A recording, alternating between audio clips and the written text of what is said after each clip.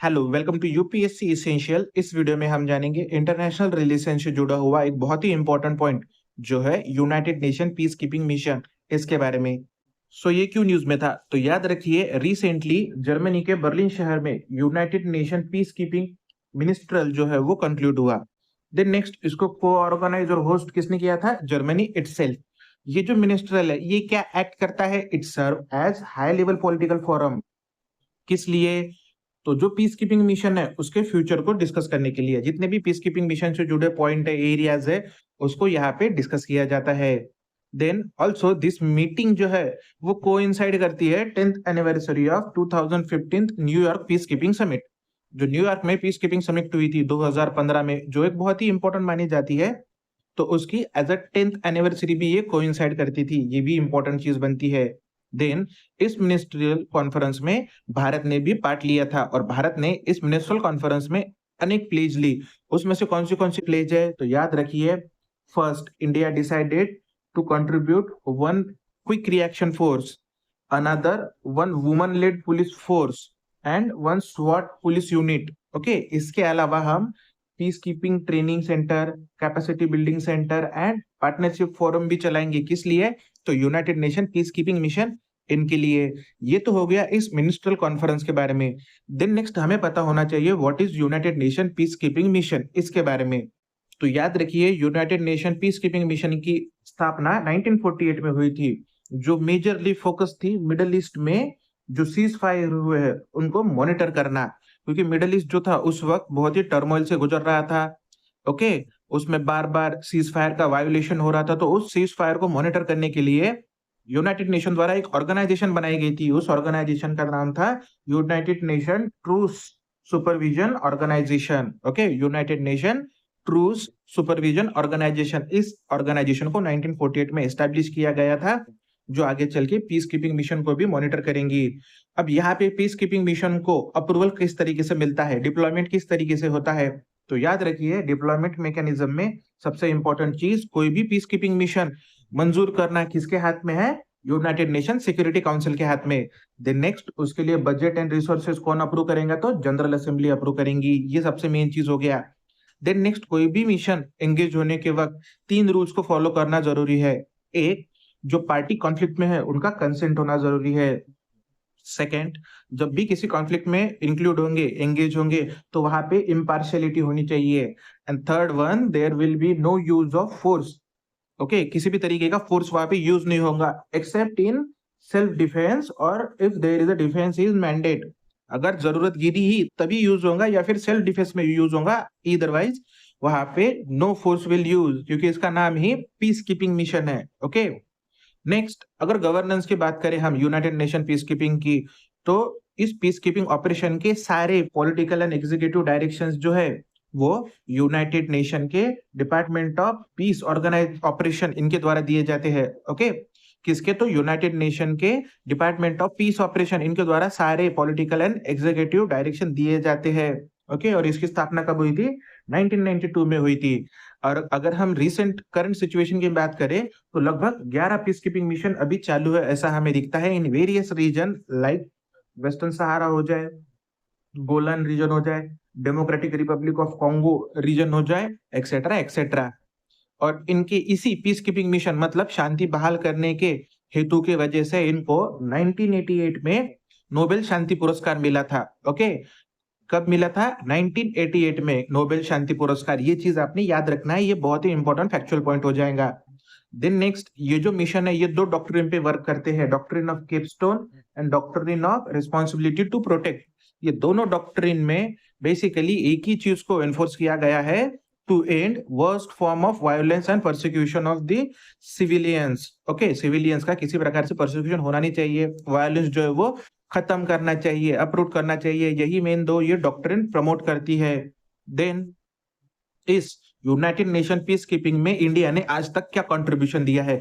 तो याद रखिए, India is highest contributor to this United Nation peace keeping mission, जिसने लगभग 3 लाख के आसपास पीस कीपर्स को मोर देन 50 यूएन मिशंस पर सर्व करने के लिए भेजा है। अगर करंटली बात करें तो it is the 4th largest contributor, okay, in terms of troop, after Nepal, then Rwanda and Bangladesh. Nepal, Rwanda, Bangladesh के बाद फोर्थ लार्जेस्ट ट्रूप कंट्रीब्यूटर कौन है? तो इंडिया है। और इंडिया ने जो कोरियन वॉर की आर्मिस्टिस ट्रीटी हुई थी, या फिर जो सिप्रस में पीस कीपिंग मिशन चल रहा था, या फिर कॉन्गो में चल रहा था, तो वहां पे इंडियन जो ट्रूप थे पीस कीपिंग मिशन के, उन्होंने बहुत ही महत्वपूर्ण रोल प्ले किया था। ये तो हो गया ट्रूप कंट्रीब्यूशन के बारे में। देन नेक्स्ट, अगर हम कैपेसिटी बिल्डिंग के बाद देखें, तो इंडियन आर्मी जो है उन्होंने दिल्ली में centre for United Nation peace keeping, okay, centre for United Nation peace keeping, ये सेंटर स्टैब्लिश किया गया है, जहां पे वो पीस कीपिंग ट्रेनिंग देंगे। ओके, मतलब कैपेसिटी बिल्डिंग पर भी इंडिया ने फोकस किया है। देन नेक्स्ट, इंडिया इस पीस कीपिंग मिशन में जेंडर पैरिटी प्रमोट कर रही है, जो हमें दिखता है 2007 में लिबेरिया में first time all woman force, okay, all woman form police unit Bharat सरकार द्वारा डिप्लॉयड किया गया था। एंड भारत ऐसा करने वाला पहला देश बना जिसने ऑल वुमन फोर्स भेजी थी। क्लियर? ये तो हो गया भारत के कंट्रीब्यूशन के बारे में। देन नेक्स्ट, क्या क्या चैलेंजेस है, okay, United Nation peace keeping के बाद सामने, ये भी हमें देखना होगा। तो कभी कभार जो यूनाइटेड नेशन के पीस कीपर्स रहते हैं उन पे अटैक किया जाता है in conflict region, like during Lebanon Israel conflict, जब पीस कीपर थे, जो इंटरिम फोर्स थी, वहां पे उन पे अटैक किया गया था। या फिर कुछ कंट्रीज जो है इस मिशन को अपोज करेंगी, like Sudan, when it opposed African union, और यूनाइटेड नेशन का एक हाइब्रिड ऑपरेशन हो रहा था दारफुर में, तो वहां पे सूडान ने अपोज किया था। Then next, credibility issue.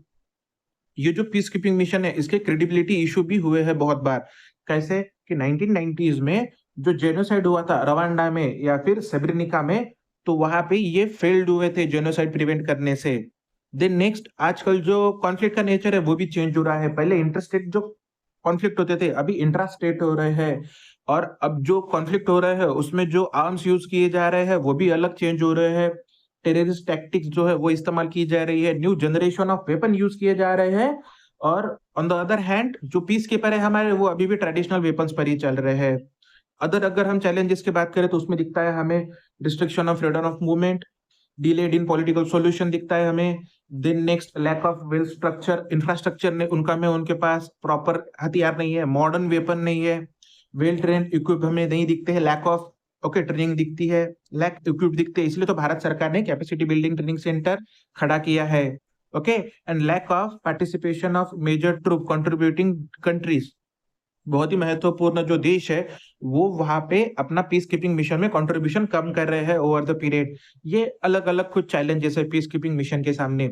All in all अगर हम कंक्लूड करें तो हमें दिखता है अगर हमें पीस कीपिंग मिशंस को और इफेक्टिव करना है तो हमें कुछ रिकमेंडेशन जो है उनका इम्प्लीमेंटेशन करना पड़ेगा, जैसे ब्राह्मी रिपोर्ट जो है 2000 का उसको, या फिर United Nation high level independent panel on peace operation, इसे इसे हमें इंप्लीमेंट करना पड़ेगा। जो यूनाइटेड नेशन सिक्योरिटी काउंसिल है या फिर यूएन के अलग अलग ऑर्गन है, उनको अर्लियर एक्ट करना पड़ेगा इन क्राइसिस में। क्यों? क्योंकि जो मिशन है उसका सक्सेस इंप्रूव हो उसके लिए। देन नेक्स्ट, अगर हम फ्यूचर की बात करें तो अगर फ्यूचर की टर्म्स में बात करें तो हमें न्यू सिक्योरिटीज जो है, न्यू जेंडर ह्यूमन राइट्स, अलग अलग पैरामीटर्स को कंसिडर करना पड़ेगा। हमें modern weapon training, modern weapon counter, okay, ये सब चीजों को, मॉडर्न टेक्नोलॉजी, ये सब चीजों से हमें पीस कीपर्स जो होंगे हमारे मिशन करने वाले सोल्जर्स, उनको इक्विप करना पड़ेगा। तभी जाके ये जो पीस कीपिंग मिशन है ये अपना मोटिव पूरा कर पाएगा। Clear? So all in all आपको क्या याद रखना है, 2025 में जो मिनिस्ट्रल हुई थी वो कहाँ पे हुई थी? बर्लिन, जर्मनी में। भारत ने वहां पे क्या क्या प्लेज किया? ओके, क्विक रिस्पांस फोर्स, उसके बाद one woman lead police team, then स्वॉट टीम, देन कैपेसिटी बिल्डिंग के लिए भी भारत काम करेगा, ट्रेनिंग देने के लिए काम करेगा। ओके, तो ये चीजें हो गई। इसको एस्टेब्लिश किया था 1948 में किया गया था। क्या मेन मोटिव है? हमें यहाँ पे दिखता है United Nation peace keeping main role play करता है पीस एस्टेब्लिश करने के लिए इन कॉन्फ्लिक्ट जोन वहां पे। ओके, उनके 3 महत्वपूर्ण प्रिंसिपल कौन सा है वो भी प्रिंसिपल आपने याद रखना। ओके, कंसेंट चाहिए, देन इम्पार्शलिटी चाहिए, then non use of force, ये 3 प्रिंसिपल रहते हैं गाइडिंग, उनके याद रखना before engagement. And then in last, क्या क्या चैलेंजेस है, अगर ये मेंस के पॉइंट ऑफ व्यू हम देखें कि क्या क्या चैलेंजेस है इन फ्यूचर, या फिर इंडिया का कंट्रीब्यूशन क्या है और उसको नोबेल प्राइज कब मिला था, इतने सारी चीजें आप याद रखिए, ये आपको पेपर में हेल्प कर सकती है। Thank you very much.